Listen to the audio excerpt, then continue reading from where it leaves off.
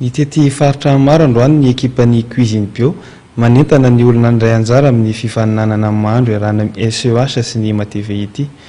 Raha ity fifaninanana manokana ity moa dia hitadiavana izay mpahandro mahay indrindra mikirakira ny natiora, eo ihany koa ny fiarah-miasan'ny SEH sy ny Matv. Ary raha patsahivina ianao dia katramin'ny faran'ny volana no daty fisoratana anarana, ary ao anatin'ny gazety malaza ihany koa no ahitanao izany sy ny ao amin'ny pejiny Facebook. Araka ny fantatra moa dia mbola hitoy ity hetsika fanentanana izay ataon'ny mpikarakara ity.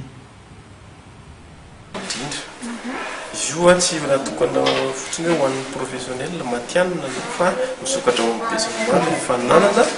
Misy ny tena andrasanay le amateur na totsika koa le tia manao lakozia fotsiny dia nefany mbola tsy hita fa miafinafina ny talenta.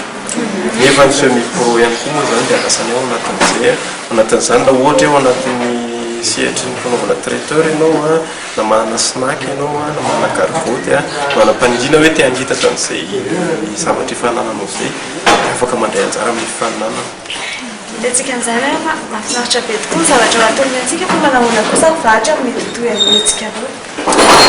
Amin'izao fotoana izao moa zany dia araka ny fahitantsika zao manao fanentanana izay zao mandehandeha mitety tanàna.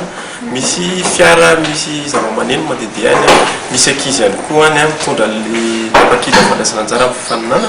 Afaka manantona avy hatrany nareo satria ny Zoma 24 dia misy an'izy io ary ny Sabotsy 25 ihany koa dia mandehandeha foana ny tomobila mandeha ny fisoratana anarana mivantana. Ie, dia ohatranareo aho vatra hoe hitarina kely ny andro ahafahana misoratra anarana, mandro akoviana zany izy ity tena tapitra mikatona tanety ny fisoratana anarana. Tena tsy ohatran'ny reno fa tena izay mihitsy le izy. Tena izay mihitsy. Mahay zany. Hitarina kely le izy satria be dia be nangataka hoe somary taraiky kely zay vao nahita le izy dia hanomana kely an'le taratasy rehetrarehetra dia nitarina hatramin'ny raika amby telopolo ny volana zany ny fisoratana anarana. Izany hoe hatramin'ny faran'ny volana dia mbola afaka misoratra anarana ihany tsika. Raha zao vao nahita le izy dia tongava mbola misokatra ny fisoratana anarana. Hitantsika amin'izany fa mbola tena misokatra be mihitsy ny varavarana hisoratana anarana. Anareo rehetrarehetra rehetrarehetra dia manasa anareo ny monsieur Vary dia manasa anao koa kan'izay manao fanentanana kely.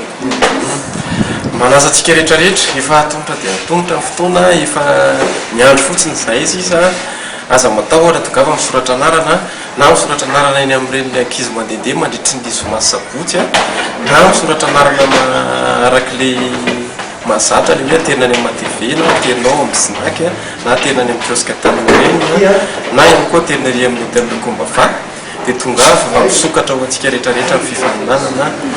Folo tapitrisa ariary ny antsika izay mpandesy amin'io dia mety aza folo tapitrisa ariary mihoatra ahafahany manokatra ny sehatrasa amin'ny lafiny eo amin'ny tontolon'ny lakozia. Mbola folo tapitrisa mihoatra hozy vatra. Mety mbola mihoatra mihitsy afaka nanao moa zany izay sy vavidy ianareo fa aleo anareo ny toerana ny atokatra anazy dia manasa antsika rehetra ny atokatra azy amin'ny mpandray anjara.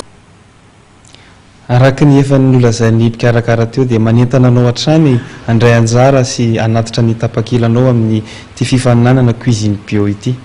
Izay ihany koa tompo kilasy tovovavy no masaka azo natolotra tamin'ity andro amin'ity. Misaotra anao hatrany izay ato amin'ny fahitalavitra Matv nanaraka sy nihaino ny fampahalalam-bovoanay. Tena kosa dia manome fotoana anao amin'ny manaraka indray. Veloma tompoko.